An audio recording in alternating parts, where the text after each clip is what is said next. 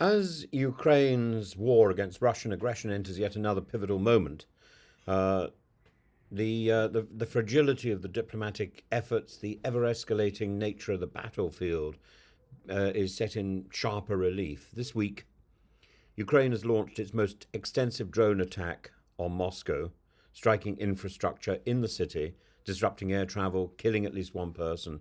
And this dramatic escalation underscores Ukraine's capability and determination with or without American intelligence, even as its forces grapple with the depleted resources following this disastrous pause in American military aid.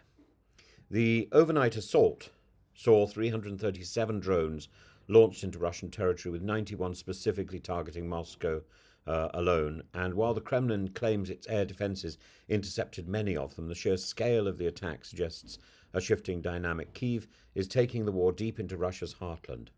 Residential buildings were hit, airports were forced to suspend operations, and key transport links were disrupted. As always, Russia blames Ukraine for targeting civilians, though it conveniently forgets its own relentless and abhorrent bombardment of civilians across Ukrainian cities across Ukraine.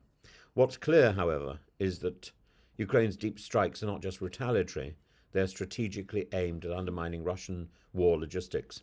That's something that Russia doesn't seem to be doing to Ukraine. Russia is just throwing missiles at any civilian target that it can find. Ukraine is being very precise. And despite claims that most drones were neutralized, the psychological impact in Moscow is profound. The Russian public, largely shielded from the true scale of the war, is now confronted with it in their own capital. It's a reminder that Putin's so-called special military operation is not a distant affair, but one that has now reached Russia's doorstep. And in the middle of all this aerial barrage, peace talks are set to commence in Saudi Arabia between Ukraine and American officials, and the stakes are incredibly high.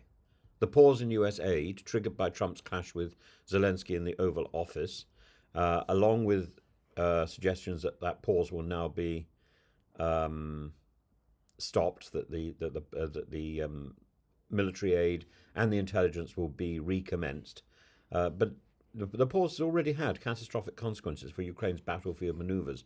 Russia has taken full advantage, advancing on multiple fronts, pushing back Ukrainian units, launching its own relentless assaults. For Ukraine, the talks in Jeddah are about more than diplomacy, they're about survival.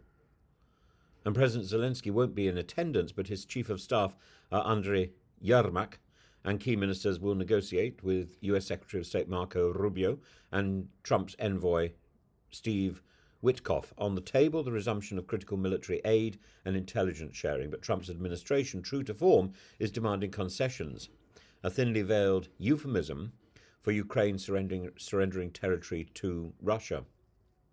Let's not be naive about the role of the Trump administration. While Rubio suggests that aid could be restored, it's evident that Trump's goal is to pressure Ukraine into an unfavourable deal. Reports indicate that US officials have even begun informal discussions with Ukrainian opposition figures about potential successors to Zelensky, a move that reeks of political interference. Trump's preference? A Ukraine that submits to Russian territorial demands, allowing Putin to emerge victorious, while the West feigns diplomatic success.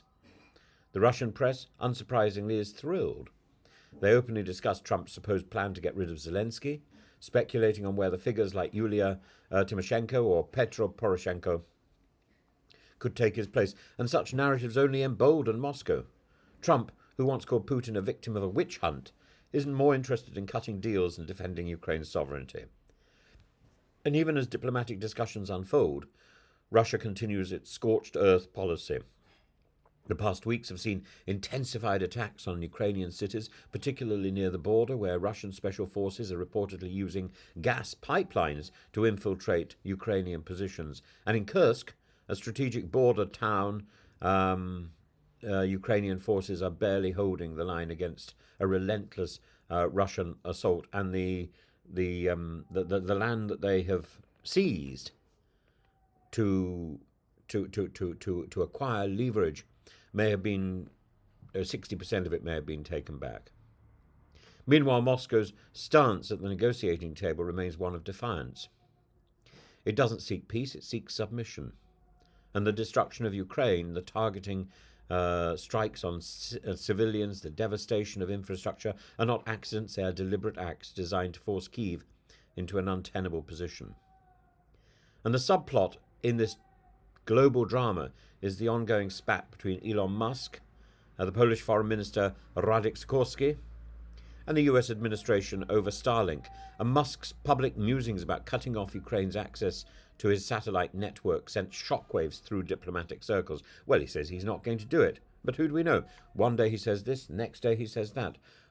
While he backtracks, stating that he would never disable Starlink, it's a chilling reminder of Ukraine's reliance on private entities for critical military infrastructure, on Ukraine's reliance on vacillating individuals.